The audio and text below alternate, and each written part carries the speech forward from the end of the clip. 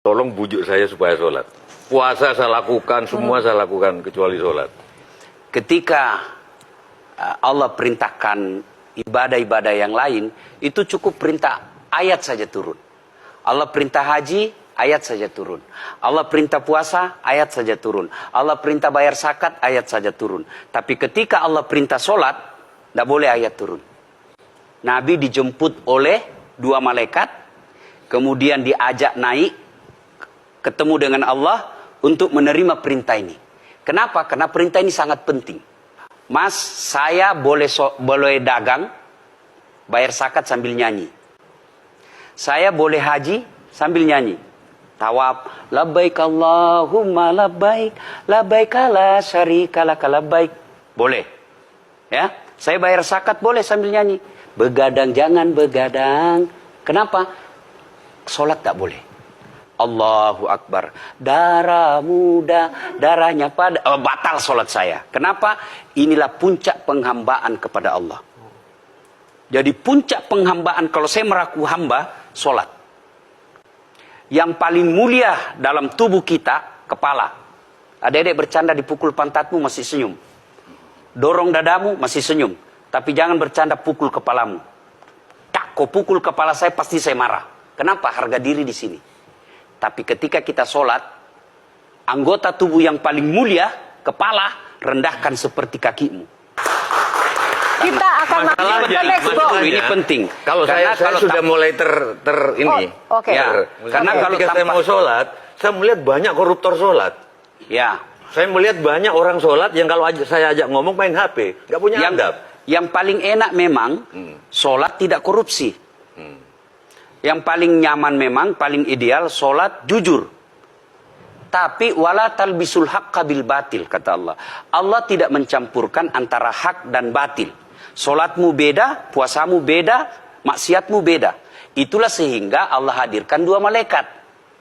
Rakit dan atid. Mencatat yang baik di baik, yang salah salah. Tapi ini setan kan tidak membiarkan itu. Maka setan masuk. Nah, dia sholat tapi dia korup. Tapi Allah Maha Adil, maka ditimbanglah nanti. Mana yang lebih banyak, kebaikanmu atau keburukanmu. Kalau dia baik amalnya, tapi tidak ada sholatnya, sia-sia. Kenapa? Passwordnya kebaikan itu, kuncinya itu adalah sholat. Ustadz ketika naik haji, naik pesawat. Pesawat itu mungkin dibikin orang yang nggak sholat. Iya, betul. Terus gimana dong? Nah, kursi itu mungkin dibikin orang yang nggak sholat. Iya, betul. Terus? Nah, bagi orang yang tidak sholat itu, Allah nanti perlihatkan amalnya. Yang ciptakan listrik ini luar biasa amalnya. Iya. Saya bisa dakwah karena ada mic. Iya. Dan mic itu dari orang non-muslim yang ciptakan. Maka Allah nanti pamerkan. Ini kau punya amal. Ini 10 kuda, 10 miliar kau punya amal. Mana passwordnya? Mana kuncinya? Kuncinya itulah sholat. As-sholatu imanuddin, as-sholatu miftahul jannah. Sholat itu kunci kebaikan, sholat itu tiangnya agama. Sebuah bangunan, dia bisa berdiri tanpa dinding. Sebuah bangunan, dia bisa kokoh tanpa atap. Tapi ketika bangunan tidak punya tiang, pasti tidak kokoh. Tiang itulah dalam agama, sholat. Dia tidak husuk, tidak ada urusan. Allah tidak hitung kamu husuk atau tidak. Kamu datang deh sujud sama saya. Orang haji kan melempar 3 jumroh.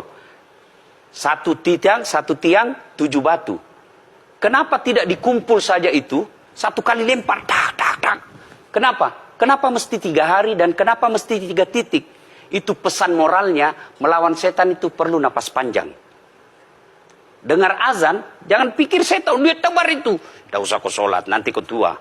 Anggaplah pergi sholat. Setan menyerah, tidak. Buru-buru kamu, buru-buru. Akhirnya apa? Wudhu tidak sempurna. Anggaplah Anda wudhu dengan sempurna. Setan menyerah, tidak. Masuk masjid. Tidak usah sholat sunnah, tidak usah sholat sunnah. Prinsipnya setan, kalau dia tidak bisa dikalah, jangan untung. Nah, gimana Mbak Teja? Udah teryakinkan? Oke.